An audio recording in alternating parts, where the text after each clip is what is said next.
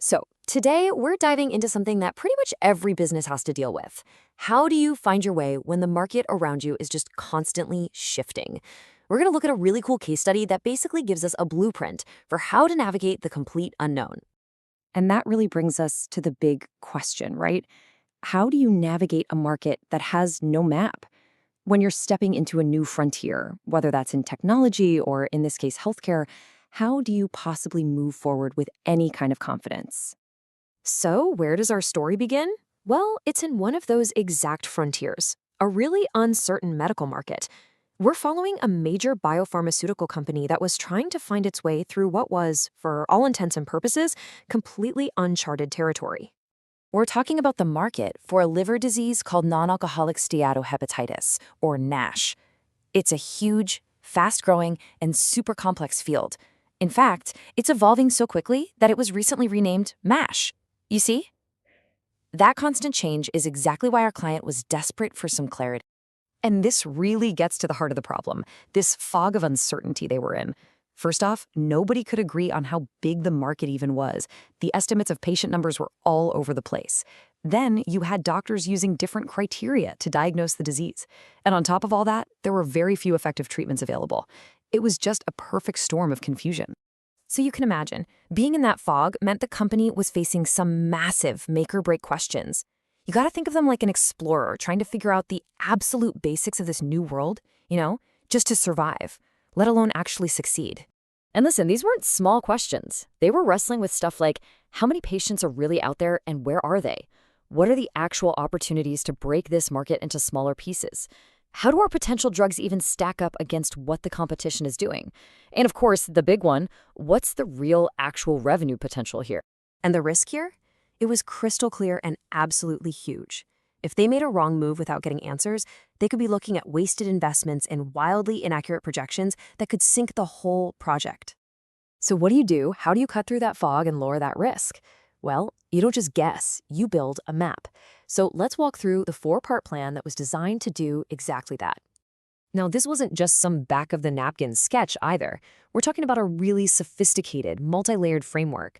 It all started with modeling the market to really understand the patients, then a deep dive into the competition, followed by a hard look at pricing, and finally, pulling it all together to forecast what the future could look like. Okay, so step 1 was all about getting a really, really precise headcount of the patient population. They used epidemiological studies and real-world data to build these incredibly detailed models that broke patients down by the specific stage of their disease, all the way from F0, which is an early stage, to F4, which is advanced scarring. This basically created the foundational geography of their new map. Okay, so once you know the terrain, what's next? You gotta figure out who else is out there with you. Step 2 involved creating these super detailed profiles of every single competitor's therapy, both the ones already on the market and the ones still in trials. This let them do a true side-by-side comparison with their own product.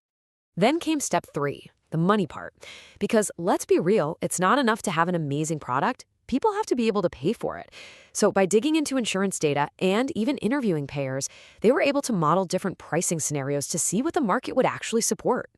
And finally, step 4. This is where it all comes together. Looking into the crystal ball, but, with data. Using all this information they had gathered, the team built out detailed revenue forecasts for the next 10 to 15 years. And crucially, they didn't just create one. They built a few different scenarios, a base case, an optimistic one, and a conservative one, so they could see the whole range of possibilities. All right, so after all that hard work, all that intensive map making, what happened? Well, it was like the sun burning through the fog. The company went from a state of total confusion to one of sharp, strategic focus. The map was finally revealed. And they didn't just get a pretty picture. The map gave them truly actionable insights. Suddenly, they had a validated model of the patient population, accurate projections of the market size, a clear view of the competition, and the hard evidence they needed to prioritize their investments. It was a complete game changer. And you can really feel the impact in this quote from the case study. It says, the comprehensive assessment strengthened the client's confidence, enabled better forecasting accuracy, and ensured strategic alignment. Basically, they could now make big decisions with total conviction instead of just guessing. So let's just zoom out for a second here, because this story, it's not just about one company or one medical condition. It's really a lesson about the incredible power of having a good map. And it shows why this kind of data-driven approach is so important no matter what industry you're in. And that's the crucial point right here. A solid, data-backed assessment does way more than just lower your risk. It actually transforms that fog of uncertainty into a powerful strategic advantage. It lets you see paths and opportunities that your competitors, who are still stumbling around in the dark, just can't see. And that's where we'll wrap up this explainer. But I want to leave you with one final thought to chew on. What uncharted territory in your world, whether it's your career, your business, or your entire industry, is just waiting for its map to be drawn? Thanks for joining me.